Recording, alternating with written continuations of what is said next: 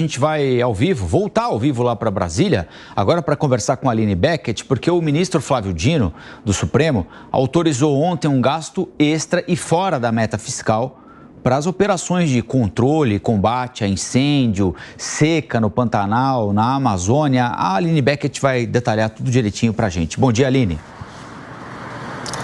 Bom dia, Colombo, a você e a todos que nos acompanham aqui no Jornal da Manhã. Bom, a Suprema Corte permitiu que o governo edite uma medida provisória e mande com essa determinação. Essa liberação de crédito extra é bem parecido com o que a gente acompanhou em relação às grandes enchentes no Rio Grande do Sul. O ministro Flávio Dino comparou esses incêndios a uma pandemia e disse que essas queimadas elas são mais prejudiciais à economia brasileira do que uma liberação de crédito extra para justamente ajudar no combate ao fogo. O ministro também permitiu a contratação de brigadistas para o IBAMA e o ICMBio. Então, isso permite que o governo ignore ali aquele processo demorado de contratação e faça uma contratação imediata desses servidores. Uma outra determinação é o uso de recursos congelados do Fundo para Aparelhamento e Operacionalização das Atividades FIM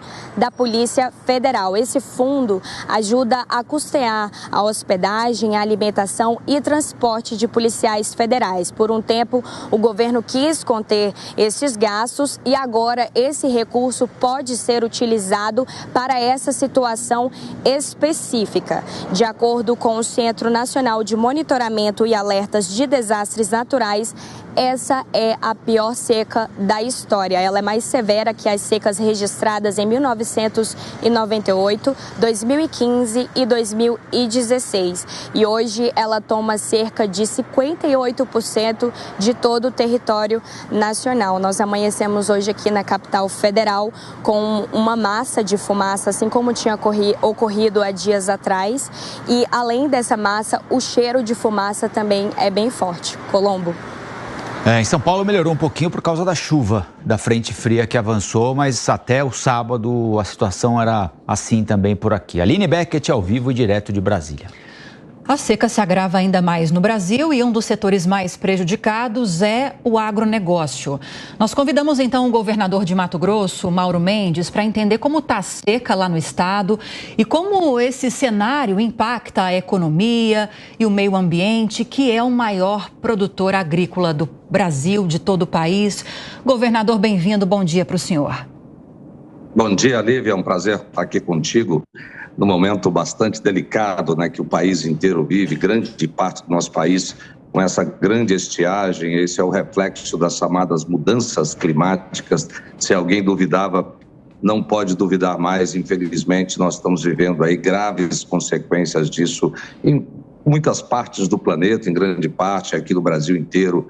E aqui no Mato Grosso não é diferente. Pois é, até onde nós sabemos, o Mato Grosso lidera o ranking de queimadas por estado. Em todo o Brasil, quase 60% das cidades afetadas por esses incêndios. A gente recebeu um levantamento do estado aqui de São Paulo no fim de semana, que os prejuízos só com o agronegócio se aproximam de 2 bilhões de reais. Qual é o cenário aí no estado, governador? E o que está sendo feito para tentar mitigar esses prejuízos? Lívia, em primeiro lugar, nós temos que considerar que esse número, essa estatística, né, não leva em conta que o estado de Mato Grosso é o terceiro maior estado do Brasil. Então, não dá para colocar um número absoluto, né? O que nós teríamos que estar analisando é números de queimadas, focos de incêndio por quilômetro quadrado. Estatística absoluta, ela não reflete uma realidade. Um estado tão grande que tem aí 60% do seu território preservado, que tem uma área muito grande com difícil acesso. E se você começa uma queimada num parque, numa reserva indígena ou em algumas áreas que são de difíceis acesso, dificilmente você consegue chegar lá rapidamente com um carro de bombeiro, com equipe, né, de brigadista. Isso dificulta muito o combate. Mas o governo de Mato Grosso tem trabalhado muito. Nós começamos em março desse ano, bem antes de começar o período de seca, estiagem, com os investimentos. Nós já disponibilizamos esse ano 75 milhões de reais para o combate às queimadas, né, e também ao desmatamento ilegal.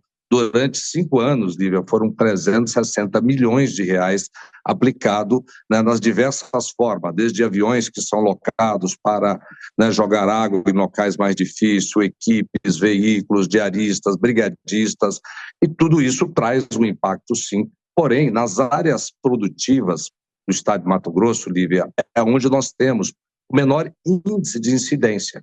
Nós temos um mapeamento aqui que aponta o seguinte: nas áreas produtivas, é 1,1 foco de incêndio para cada 100 quilômetros quadrados.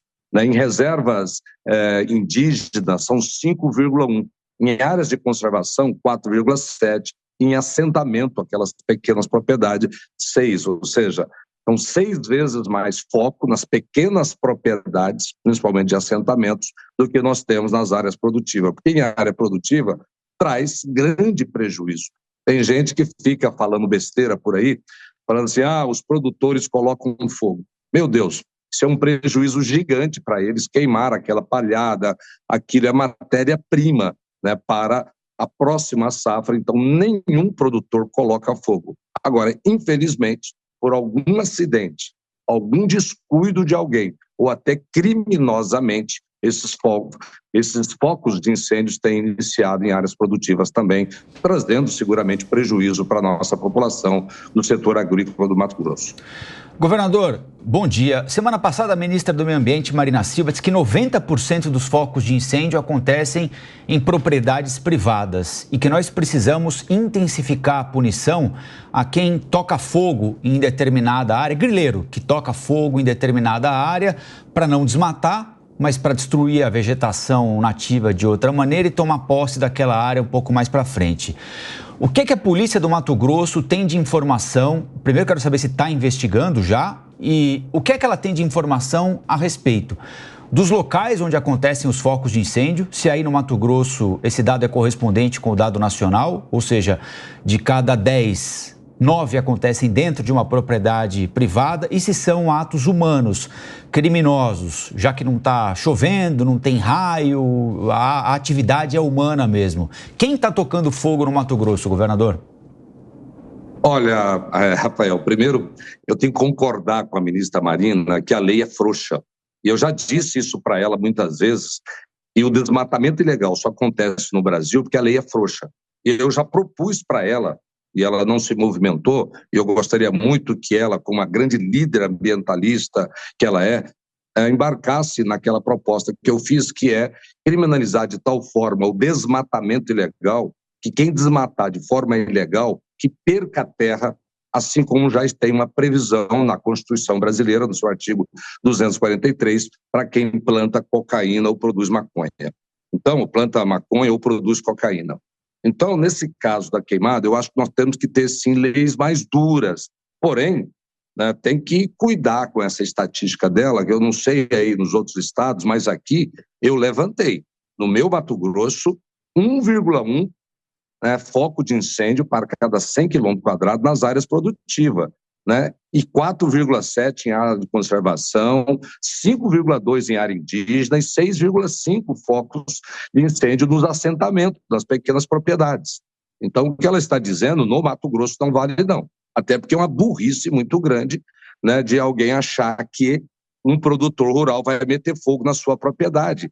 Essa história é uma lenda que se inventou e que não existe aqui, porque aquela palhada, aquela matéria-prima que fica ali depois da colheita é extremamente importante para a próxima safra. Quando queima, é um grande prejuízo. E os nossos produtores aqui, cada um do seu jeito, mas tem lá uma pequena brigada, você tem lá o caminhãozinho pipa, ou até em grandes propriedades, uma unidade grande de combate a incêndios, porque eles não querem que isso queime, porque se queimar é um prejuízo grande para a próxima safra. Então, vamos criminalizar sim, porque tem gente, tem facção criminosa, tem gente malandro, tem responsável metendo fogo, então vamos mudar a lei e vamos penalizar duramente esse indivíduo que está penalizando a sociedade brasileira e todo o país, trazendo graves prejuízos não só para o meio ambiente, mas para a atividade produtiva nas diversas áreas onde essas queimadas acontecem. Agora, governador, para além dos prejuízos para o agronegócio e para as consequências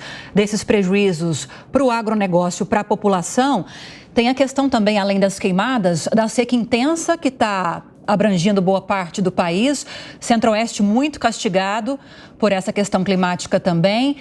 E muitas autoridades e também profissionais dessa área dizem que essas condições de queimadas mais seca severa já estão atrapalhando o fornecimento de serviços básicos para a população, como saneamento, água, energia elétrica. Como é que está essa situação aí no estado?